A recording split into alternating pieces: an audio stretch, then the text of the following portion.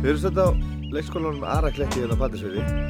Leikskólinn var tekinn í gegn, bæði endurhannaður og endurnýjaður frá grunni.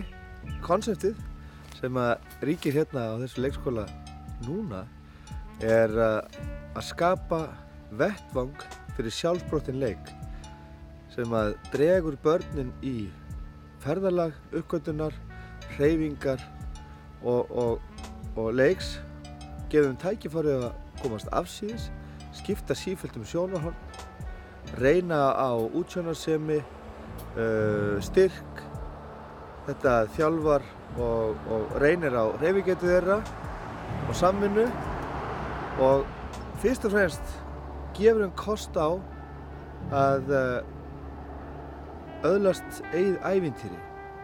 Leikskólanum líka skiptið niður í hluta. Fjærst leikskólanum út í kennslusvæði. Tveimur hlutum þar sé annars vegar matjurtagarði, þar sem krakkarnir og leikskólakennarnir, jafnvel foreldrarnir líka, tækifæri til þess að rækta matjurtir og kenna krökkunum þar leiðandi. Rækta skal matjurtir og neyta vörunar. Í hinum enda útikennslusvæðisins þar erum við með hringlaga rjóður með eldstæði í miðjunni, umluki rými sem gefur krökkunum frekar tækifæri á að finnast þau vera komin afsíðis og jafnvel komin í burtu úr leikskólaumhverfinu vegna þess að það gætir ekki leikskólaumhverfisins lengur eftir að þau eru farin þarna inn. Næst leikskólanum hentar yngstu börnunum sandkassi og svona þægilega mótað yfirborðið sem eykur hröðun og hreyfingu og þessi hefðbundnu rólur. Það má segja að rólurnar sem eru séu svona einu hefðbundnu leiktæki sem eru á leiksvæðinu.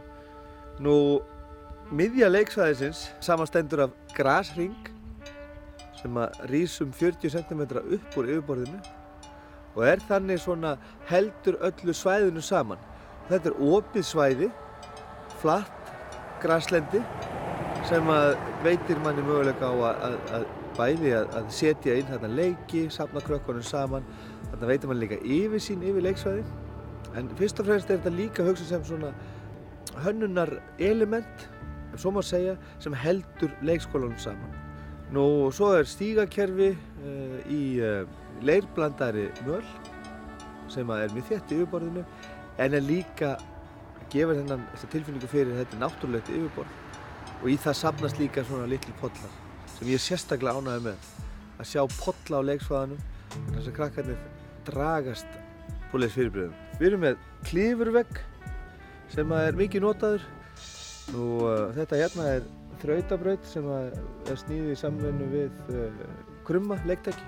Hérna erum við með turn sem liggur ofan á grashól og grashólin eru tvenns konar stígar þar sem hægt að stikla á drömbum og stiklum og hlaupa hérna meðfram bakkanum og það eru svona kindastígar sem ýta undir hreyfinguna. Þeir eru formaðir þannig að þeir auka hröðun og fá mann til þess að gefa í og fara niður og þjóta upp en það sé ég á börnunum sem leika hérna að þau eru á sífelldu ferðalagi svæðið og það er mjög ánægjulegt að sjá hvernig þetta hefur ýtt undir hreyfingu og leik þessi svona þægilega og einfalda mótun á yfirborðinu. Við leikum með svona grjóthleðslur og svona til þess aðeins að gefa yfirborðinu líka svona aðdráttarafl, svona fagurfræði sem höfðar ekki síður til fullorðna. Þannig að það er líka lagt upp með það að leiksvæðið sé fallegt. En fyrst og fremst náttúrulega vettvangur til ævintýrisins.